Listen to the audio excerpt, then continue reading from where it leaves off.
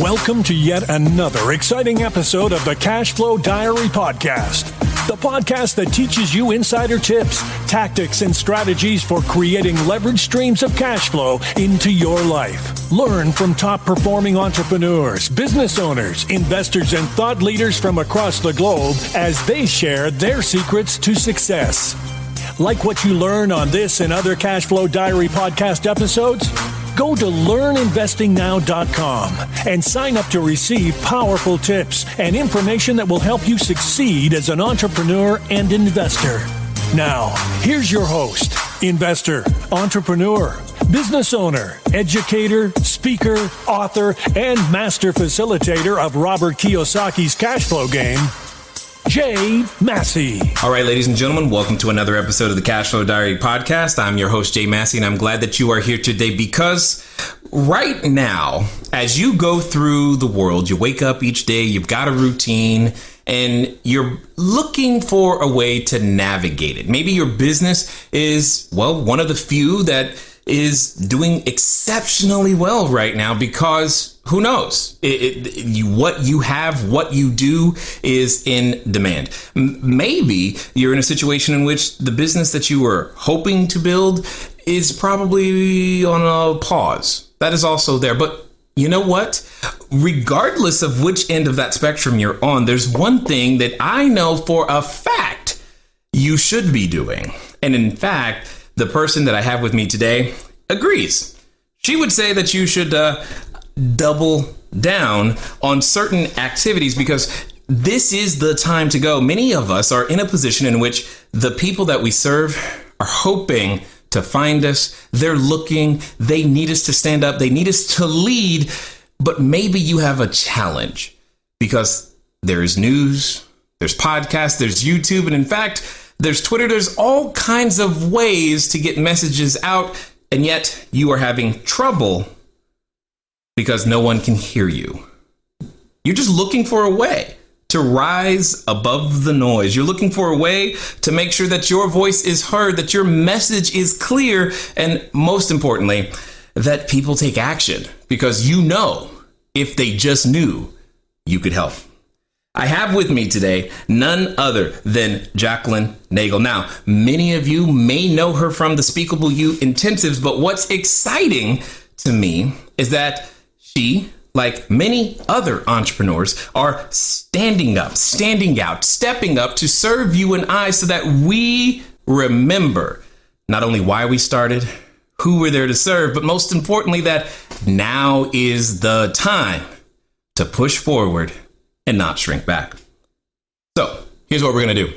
I know you're probably walking the dog, or maybe you're using that treadmill that's been in the garage forever now, and you're listening. So get ready to hit that pause button, that taking notes button, that bookmark button, because I know you're about to learn something that's going to help you move your business forward.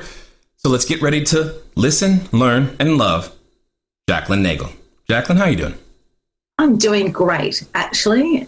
To be very honest with me, we've got a very busy world out there right now, but I'm doing in this moment, it's fantastic.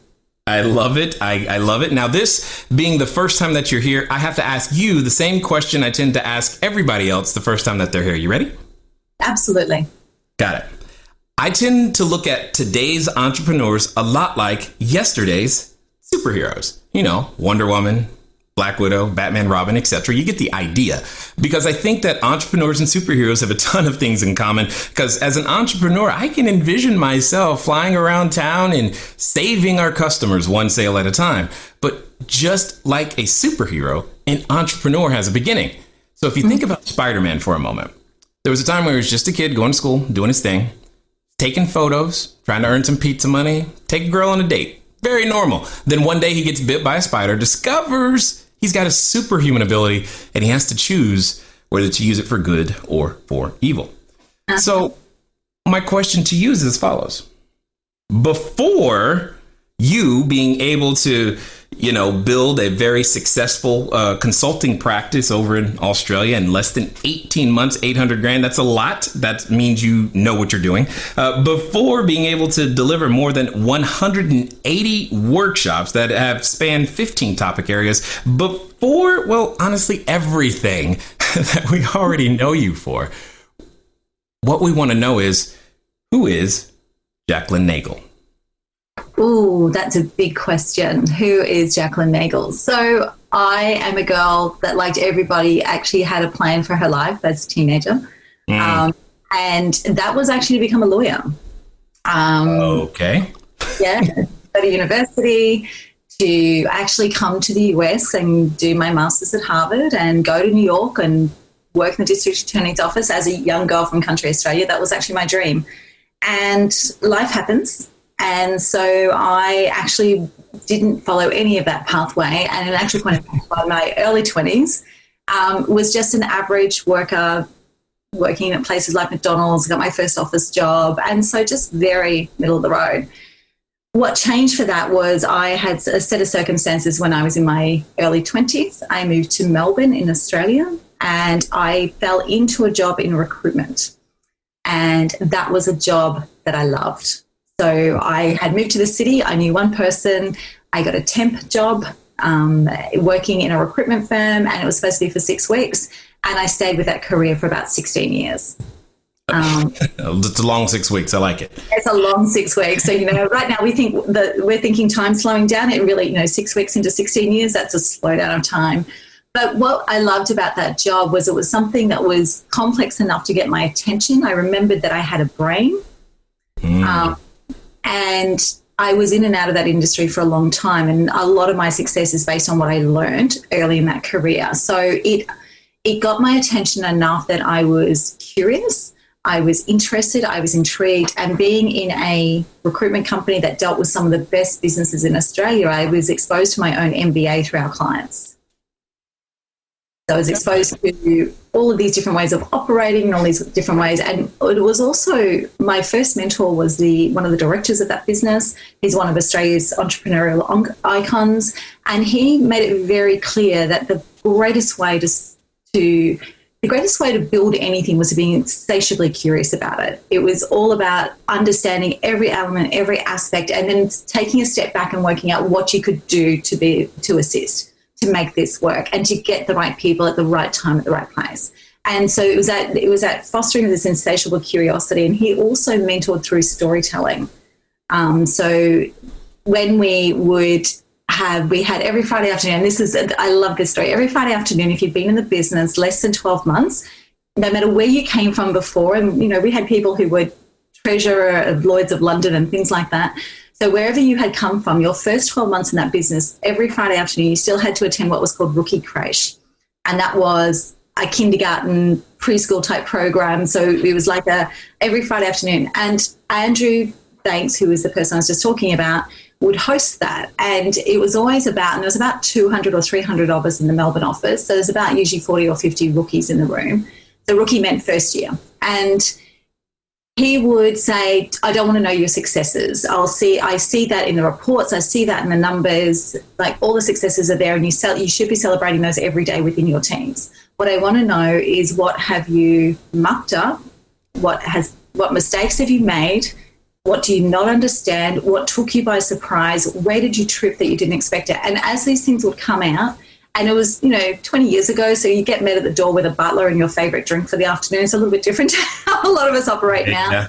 And so you would relax, and then he would actually, instead of telling you, he would then share an experience from his career that would give you the answer you were looking for, or the keys to know where to start to look. So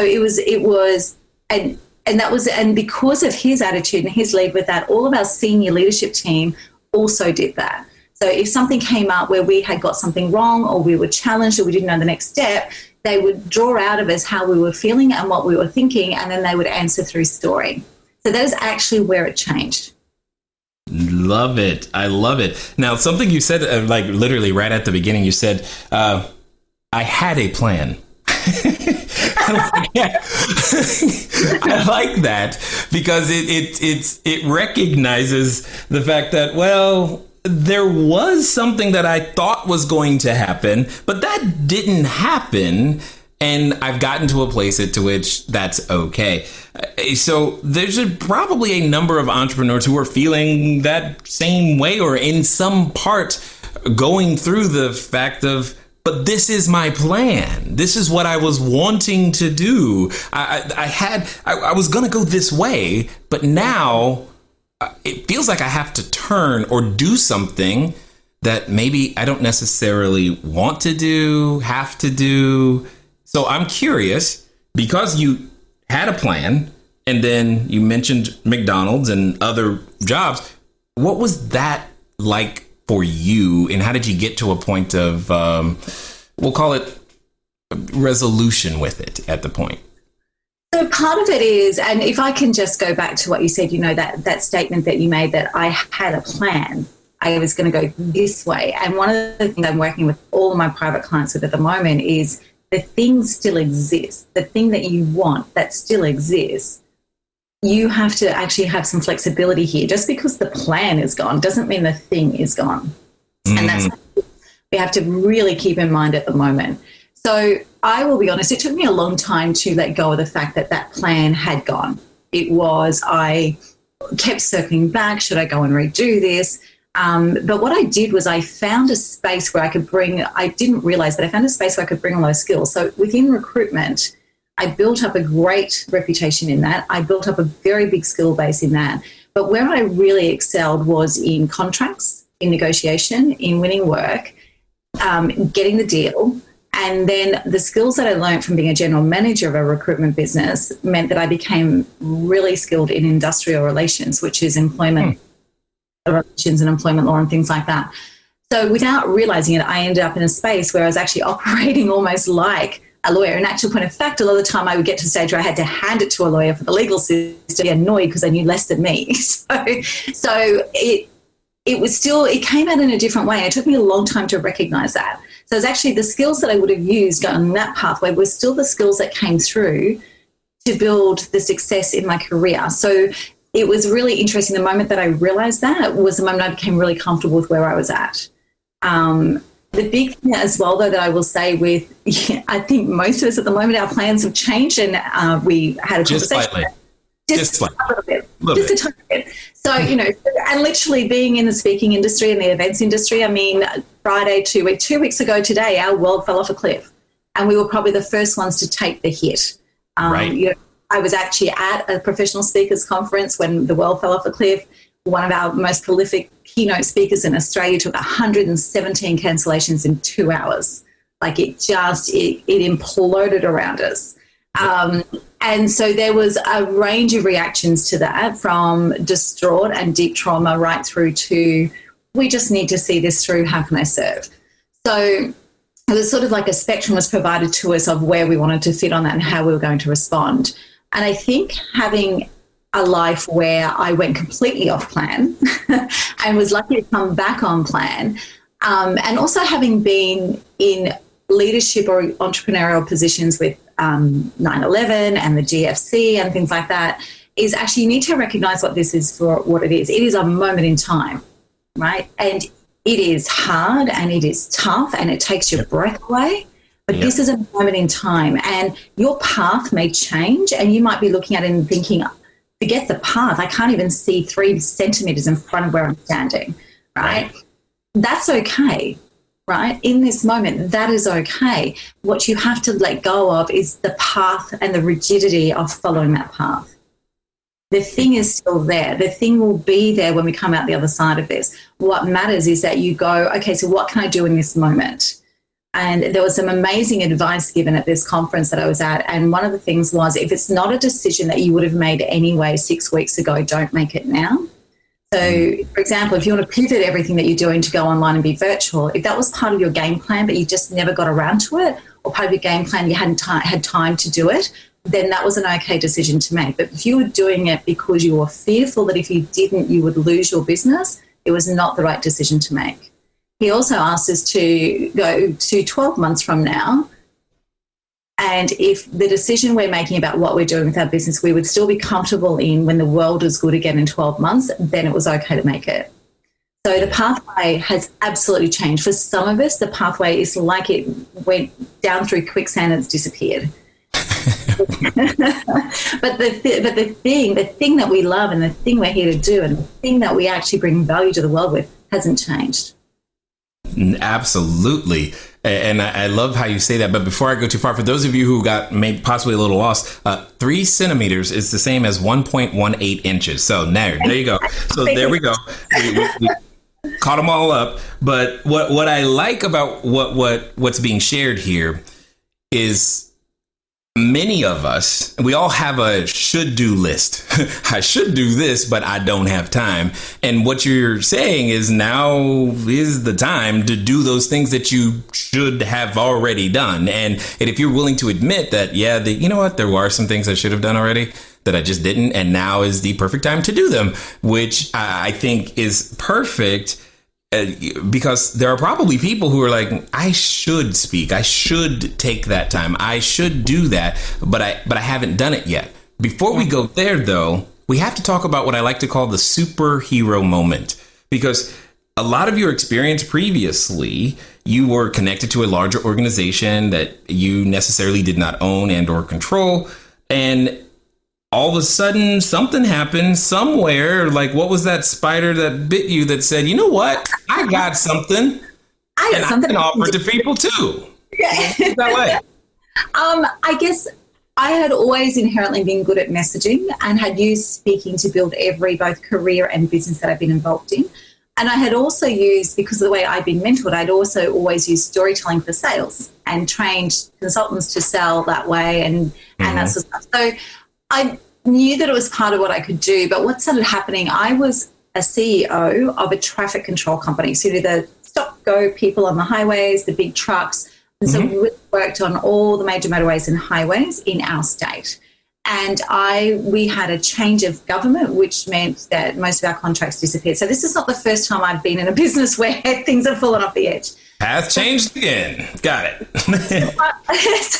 So part of that process was I had to make the organisation lean and able to run under a general manager, and in that process made myself a CEO redundant.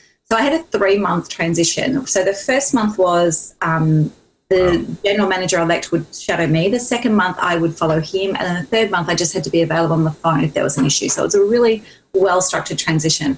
So in that 3 months, I was in my early 40s. My children were basically independent. I was single, and I was like, what am I going to do now? Like, what am I going to do when I grow up? It was the first right? It was the first time that I'd actually taken a breath and asked myself that question. And so I just decided I was going to take it as a blank slate, and I went to every single event I could find in a 50-kilometre radius for 3 months. I made no judgments about the rooms. It was from free to $500, but I just, whatever event I could find that I could buy a ticket to or turn up for free, I went to. Now, in a lot of those rooms, I learned that I never wanted to be back in that room. But I started to get really quite annoyed that no matter how much I paid for the event, I felt like there were no good speakers in the world. And I was like, what? Like, I just got really annoyed. And I had done a lot of speaker training early in my career. So speaking, communications, negotiation, mediation, anything to do with the written word, the spoken word. And I just started to get really, really annoyed about the fact that even if I paid substantial money for an event, the speaker was not honouring his audience's time. The speaker was not, I felt like the craft of speaking was lost, and I felt like they were dishonouring the time that people were giving them for them to speak from the stage. So there was a lot of sales from the stage. There was a lot of pitching from the stage. There was a lot of, and there wasn't a lot of value, and there wasn't a lot of content. There was a lot of hype, and there was a lot of me, and self-indulgence. There was little regard for what it takes to actually take an audience on a journey with you. And so I just started to get really, really annoyed. And I thought, you know what, I'm going to go and look at what's happening here, because something's obviously changed since I did my training. So I went and had a look at a range of courses. I did some of them, and I was just like, they're not getting what's important here. And I couldn't quite articulate it. So I decided I built workshops before, but more with industrial relations and workplace bullying and all that sort of stuff. So very hard stuff. And I decided that I would see if I could deconstruct how I put things together and put it into a workshop and see if that would work. And I was still playing with it and thinking, okay, here we go. Jack's off on a tangent again. And then I went to a pitch fest. So this pitch fest was the end of a 12-month program where people had spent tens of thousands of dollars on the way through. And this was supposed to be the 10 best people. So it was a process, and these were the 10 of the best in a public pitch fair. So they would open up for the finals and there would be a winner and things like that. I thought, awesome, because I love pitch. I actually love pitching even more than straight speaking. I love a great pitch. I love being sold to. And so I thought, great. So I scooted in, and the first person came out and said, hi, my name is, and I'm from, and I'm here to talk to you about. And it was bland. Second person comes out, hi, my name. Now I get that they had to have a formula, but there was nothing from any of them to tell me why I should do business with them. And I was furious. I was like, these people have spent a fortune and they sound like, I can't say the word I would automatically say. They sound terrible. Okay. Whether in Australian or English, that was bad. Got it. Totally understood. Yeah. So I just walked out of there and I went, you know what? I'm actually going to see whether this thing will really work. So I put a pilot program together. I put just over 100 people through that workshop. And what happened in that was, because I was just doing this as something to play with until the next real opportunity came along, right? So I was filling in some time, seeing if I could do this thing. But, when the next real business or the next real career move came, then I was going to do that. But what happened in that pilot program was people were actually walking out able to speak and clearly articulate a message and hold attention. And that was exciting because what would happen was there would be a moment, no matter who it was in front of me, there would be a moment, and it's become my dopamine. There are still these moments. There's a second where people realize, and it's a very quick split second across their face, where people realize that not only have they got something to say, but there is an incredible way to say it. And once people understand and have that skill, their whole world opens up, right? If you can articulate your message, if you can articulate something of value, if you can articulate where you are now and where you need to go, if you can do those things, you can both stand out in a crowd, but you can also bring people with you. And it opens up a playing field that you've never seen before. And that's what I got addicted to. It became my dopamine, that moment in time when suddenly people in front of me realized they had something to say, had a powerful way to say it, and they could create whatever they wanted as a result. I love the way you express the concept that became your dopamine. I think every entrepreneur can relate to that moment with that special thing that they bring to the world, because it's a discovery process. We're not born knowing it, but once it clicks, it's like, oh my God, that's the thing. And I had no idea that I could do that. And yet at the same time, when we're confronted with that, some of us find out that I'm so excited, I can't get the words out. Don't you just understand? And now... Like, I am so good at this and you should just fall into line and follow me blindly. Exactly. And we're wondering, like, why don't they get it? Well, it's because that maybe you haven't quite communicated, or as you say, take them on the journey with you. But there's a concept that I was intrigued by, the way you said it. Honoring the audience's time. Yeah. What's that mean? Hey guys, thanks for listening as always, and I'm glad that you continue to support with each and every download and subscription and share.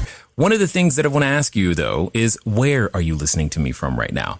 I know some of you, maybe you're on a treadmill, maybe you're washing dishes, maybe you're walking that dog, and some of you are actually in a vehicle driving right now.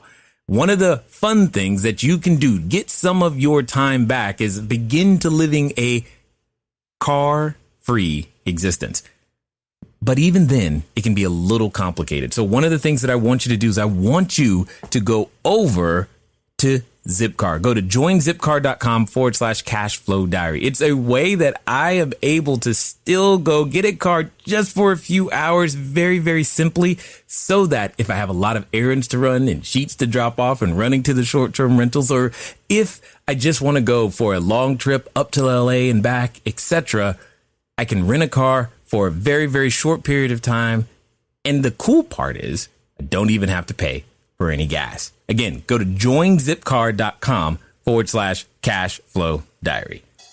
So even if you are speaking for free, which a lot of people do either to build their business or because they're just starting out in lifting their speaking skills, you have to honor the audience's time. And what I mean by that is, no matter how that person's come to be in front of you, and if you're speaking for 15 minutes, 45 minutes, or an hour and a half, you for that moment in time, they are giving you their most precious commodity. They are giving you their time. So you need to serve. And actually, when I was in the US working with some clients, they told me about a phrase from an organization, which is the privilege of the platform. And I love that.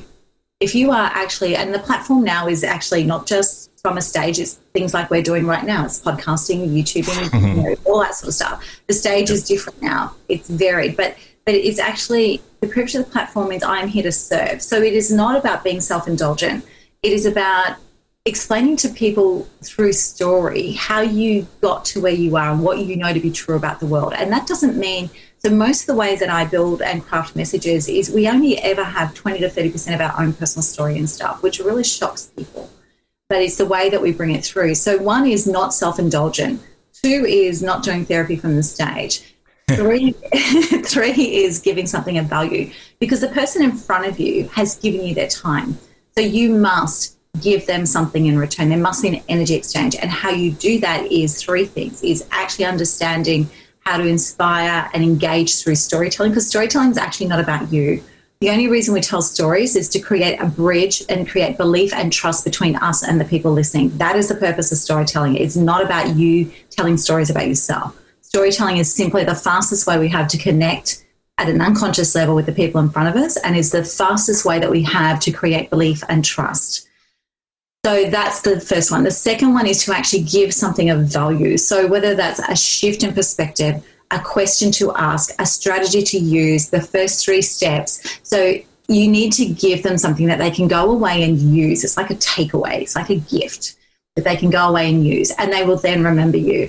And the third thing is you actually have to, last part of honoring the audience is actually building the muscle of speaking. It is a craft. It is a craft, and it is like some of the best speakers in the world will tell you after 25 and 30 years where they're doing 200 and 300 gigs a year, they are still continually investing in improving their craft. This is Hold on. Did you say 200 gigs a year? Yeah, some speakers are doing that.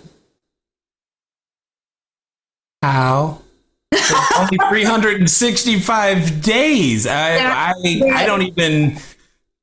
can't comprehend. I'm sorry. Yeah, so it's really interesting. So people who are just doing speaking, it's their business, will average, great professional speakers who are well established will average 150 to 250 gigs a year, depending on the year.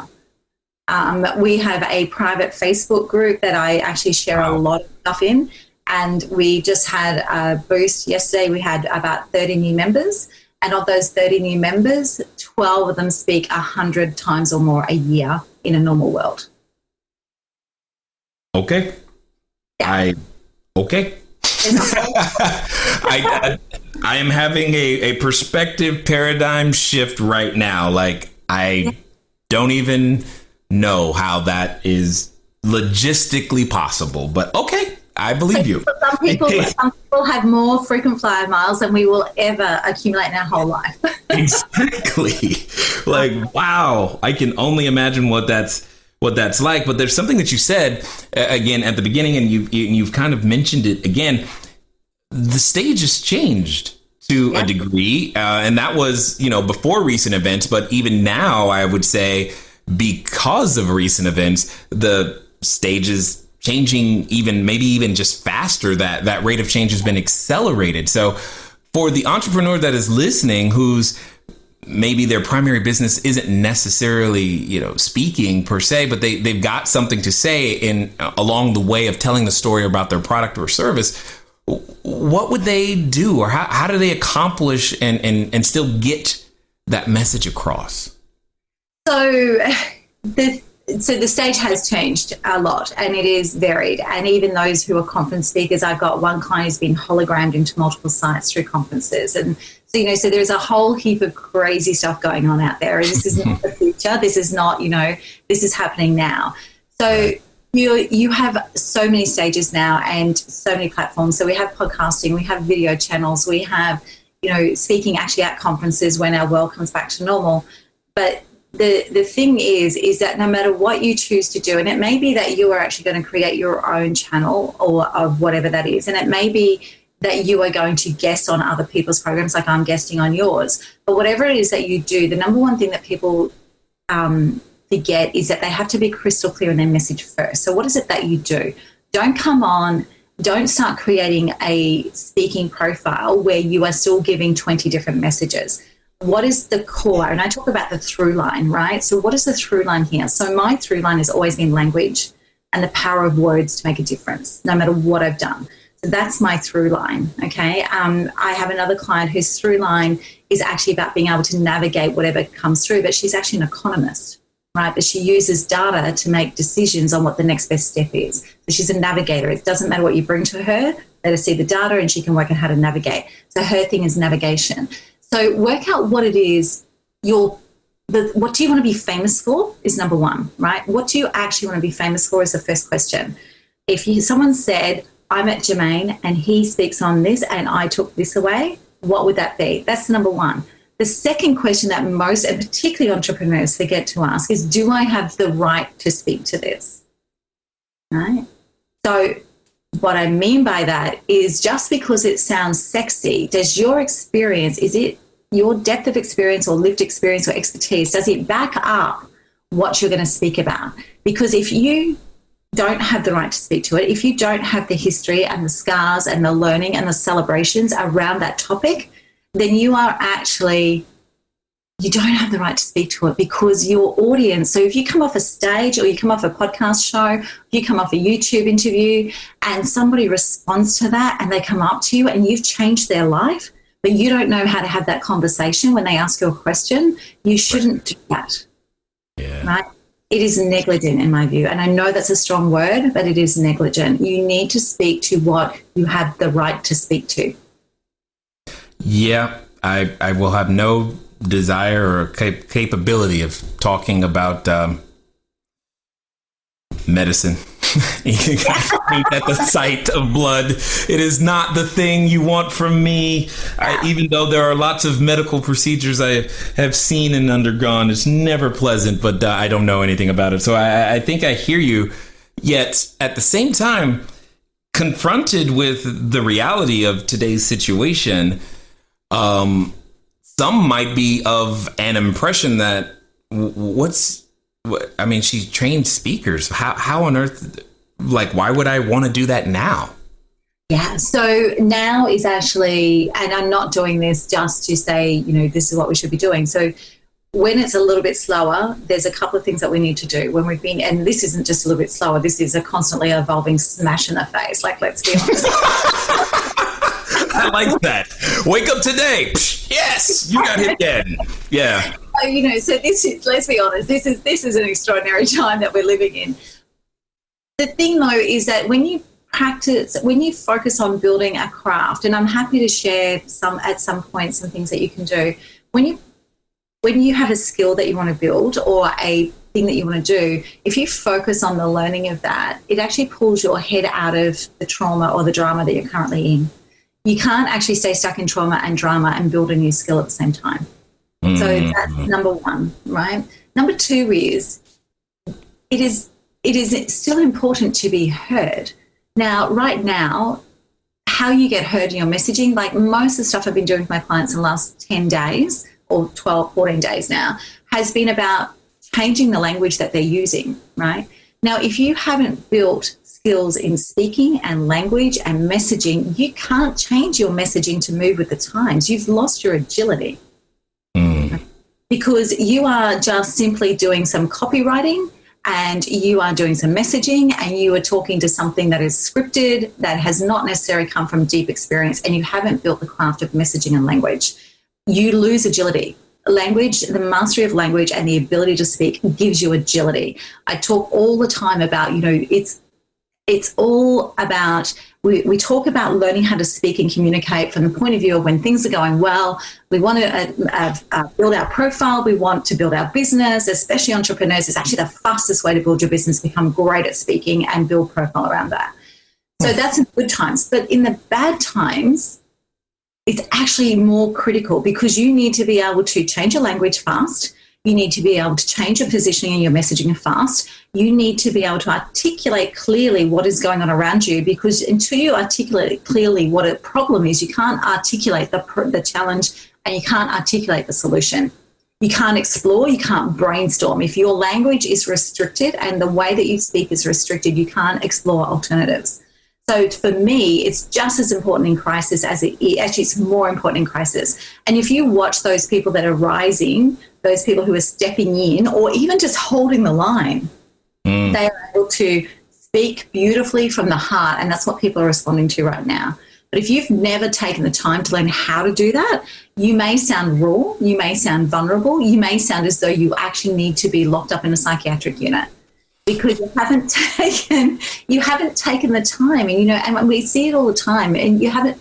So if you have not ever invested in your ability to speak, and the other thing is actually understanding how to unpack your own thinking, extract what you know to be true, and how to repack that in a way that the world wants to hear it. That never disappears. And what's interesting is that as I hear you communicating and breaking this down in ways that I have never considered, there are individuals who I think all of us have been in front of at times and goes, wow, they're good. We don't know why, but they're like, wow, they're good. And it can lend itself to believe that they were either born that way or, it just happened. But yet it's a craft. It's a skill. It's something that can be learned, which then raises the question, can anyone learn it? So there's a couple of qualifiers on that. I started this business believing that everyone has a voice and everyone deserves to be heard. And I have shifted that to everyone has a voice and some people should shut up. Right? All right. This is good.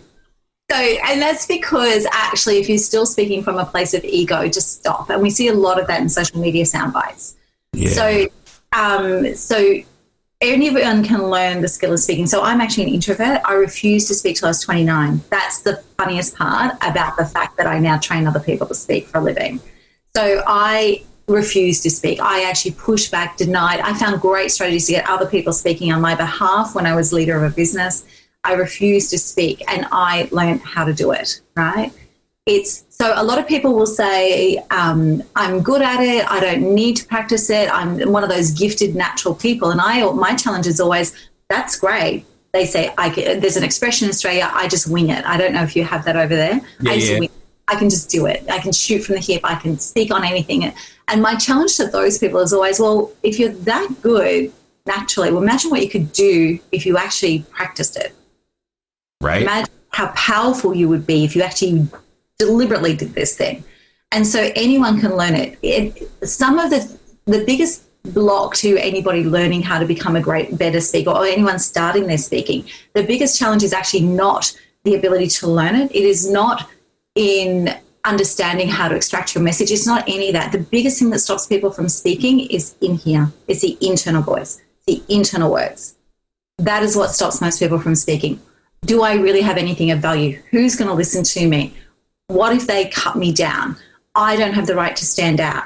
I was told to be quiet by my grade 6 teacher. There is all this internal chatter going on. So it's actually sometimes the inner language that we have to work on first. But to your question of can anyone learn to speak, I can teach just about anyone. And I've had everything through from the shy, quiet introvert who's there because her husband told her she needed to build a confidence, to, executives, to politicians, to gold medal Olympians. I work with gold medal Olympians in Australia here. I've had sexologists, I've had sex therapists, I've had, pest control guys, I've had electricians. So everyone who's come through my room walks out able to communicate much more clearly than they ever could before. So anyone can learn it. It's funny that you say some of the things that you said because I resisted for a while starting this show because I remember who's going to listen. No one cares. All they're going to do is leave a horrible review. And I don't want to read that later. Yeah. So I'll, skip the process. And yeah, well, here we are, 600 plus episodes and 7 years later. And it's just, it's amazing the transformation that is possible. And through consistent practice and diligence and all of these things. Now, for those that have listened this far and they're at that point and trying to figure out, I like what she says. I need to find out more. What's going to be the best way for them to track you down and find out more what you got going on? Okay, so the fastest way to track me down is actually through LinkedIn. So just Jacqueline Nagle, Canberra, Australia for LinkedIn. LinkedIn search. Jacqueline Nagle 1, I think, is my actual handle. And then the other way is actually there is a speakerwithyou.com website, and speakerwithyou.com/interviews is our normal workshop program for the US. Obviously, right now, the normal doesn't exist. But if you go to that and you send an inquiry, then when we release our new programming, which is a virtual delivery led by me, that will be sent to you if you actually go to that page and send an inquiry on. Love it. Love it. And I'm excited for that personally, because, again, it is something that, I've always asked myself, have I done everything I can do? And I haven't explored this. So I'm interested to do exactly that. And I'm definitely grateful that individuals like yourselves, the things that you have gone through, the decisions that you have made, now you choose to share them. You choose to share your superpower with us. So as we wind down, I've got a final question because I'm curious to hear your answer, because there are people. What's that? I said there's a smile in your voice. I'm worried now. Yeah. You should be. This is accurate. So because here's what I know. I know that there are individuals right now who started this podcast going, I don't know. And maybe now they're at the point of, okay, I think I can, maybe I should do this. That absolutely makes sense. And like I know, when we reach what I like to call the precipice of decision, I mean, we're looking over that cliff, and yet at the same time in the back of our head, we have this voice. And it's a voice that's been there before. It's very familiar. And it reminds us of, well, you remember what last time you tried and that didn't, I mean, come on, you're going to do what? How are you going to impact people? Seriously? And then some people are related to that voice. So my question to you is as follows. Let's pretend that this time it's going to be different. This time they're going to follow through, and they're going to do so in the next 24 to 48 hours. Mm-hmm. What would you suggest that they do? Do what? Commit to the decision. Yeah. Commit to the decision. And I would actually, so what I would do the next 24 to 48 hours is I would actually go and find your favorite speakers, 3 of them, and watch them and see what it is that you love about them. Because whatever it is that you love about them is a mirror to what you love about yourself if you were to speak. Interesting. So if you don't have 3 favorite speakers, Google the top 10 TED Talks of all time and choose 3 of them. And if you take notice, so don't just listen to it and be inspired and go, wow, that's amazing. Actually listen to the things that you love about it. Is it the way they tell the stories, that way they move? What is it about it that you love in that storytelling or that speech? Because that is a direct mirror to what will matter to you as a speaker. And it's the first of the keys that we use to start to unlock who you are as a speaker. Interesting. I like that. And I want to see, I want to play with that definition of speaker for just a quick second. What if that speaker, if you will, happens to be, I don't know, a songwriter? Absolutely, because it's still the same. What are the lyrics that you notice? What is it about the tempo and the pace? What is the message that you take from it? Is it clear? How are they positioning their words and their language? It's the same. Yeah, see, I knew I was going to love your answer. I didn't know why, but that's what I was excited about. I was like, come on. So, that's exactly it. And I hope that every one of you listening are catching, her passion and exactly everything that you stand for. And Jacqueline, I just want to say thank you for being willing to share your knowledge, your wisdom, and your insight here with us today at the Cashflow Diary. It's actually been my absolute pleasure. All right, ladies and gentlemen, you know what time it is. It's time for you to move at the speed of instruction. What does that mean? That means track her down on LinkedIn. When? Now. Why? Because one, you're not doing much else right now. And you've always thought about it. You've always wondered. You had hoped at one time, maybe possibly, you too could become a speaker. You could maybe start a podcast, maybe start a YouTube channel. You could find a way to influence people, help them, serve them, and show them the way using your voice. Ladies and gentlemen, it is an interesting time that we are all living in, and most importantly, it is time for action. So I say this to you, do something. It's been fun talking to you guys today. I look forward to talking to you soon.